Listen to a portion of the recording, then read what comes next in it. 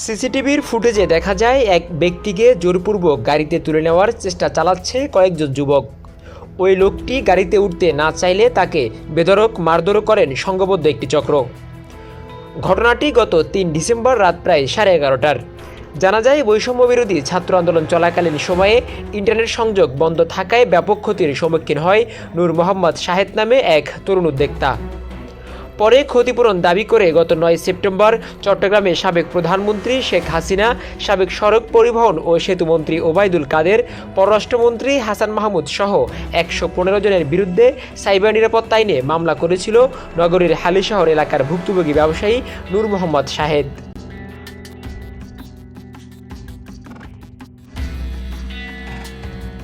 আর এই মামলাই কাল হয়ে দাঁড়ায় ভুক্তভোগী ওই ব্যবসায়ীর জন্য। মামলার জেরে শাহেদকে গত ৩ ডিসেম্বর জিম্মির চেষ্টাসহ মারধর করেন একটি চক্র। জোরপূর্বক ওই চক্রটি গাড়িতে তুলে নিয়ে কিছু দূর যেতে ছোটপোল জেলা পুলিশ লাইন্সে গাড়িটি স্পিড ব্রেকারে স্লো করলে সেখান থেকে শাহেদ কৌশলে নেমে পড়লে পুলিশ ও স্থানীয়রা তাকে উদ্ধার করে মেডিকেলে পাঠায়। ডিসেম্বরের ৩ তারিখ আমি আমার ফ্যামিলি সহ আমার সুপারশপ থেকে বেচা কেনা শেষ করে আমার প্রতিষ্ঠান থেকে আমি হালিশহর জেন্ডার পার্কের সামনে যাই। ওখানে কেনাকাটা করে খাওয়া দাওয়া করে ওইখান থেকে বাইরে হওয়ার সময় জেন্ডার পার্কের সামনে আমাকে কিছু অপরিচিত অজ্ঞাত ব্যক্তি এসে আমাকে জিজ্ঞাসা করে, আপনার নাম কি শাহেদ? আপনি কি প্রধানমন্ত্রীর বিরুদ্ধে মামলা করেছেন? জি। আপনাকে অনেকবার বিভিন্নভাবে আমরা না করেছি মামলা না করার জন্য। এই কথা বলতে না বলতে বলতে আচ্ছা আপনি এদিকে আসেন। আমাকে ছড়াই ছিটা প্রায় ৪০-৪২ জনের মতো লোক ছিল এখানে উপস্থিত।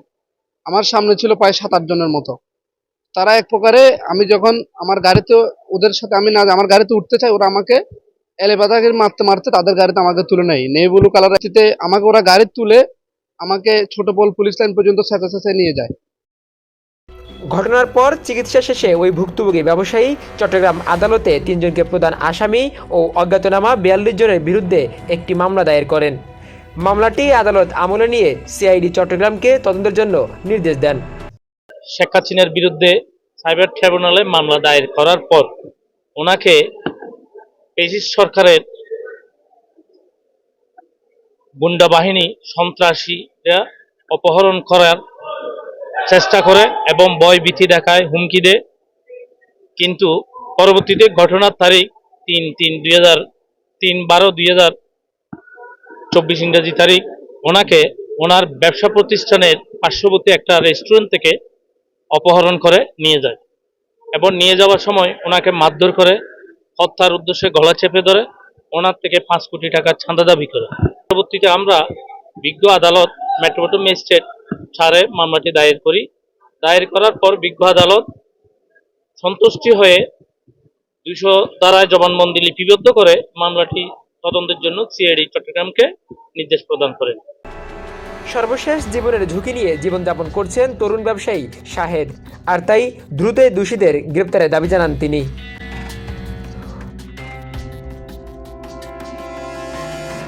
রণবীর শাওন, জনমঞ্চ 24, চট্টগ্রাম।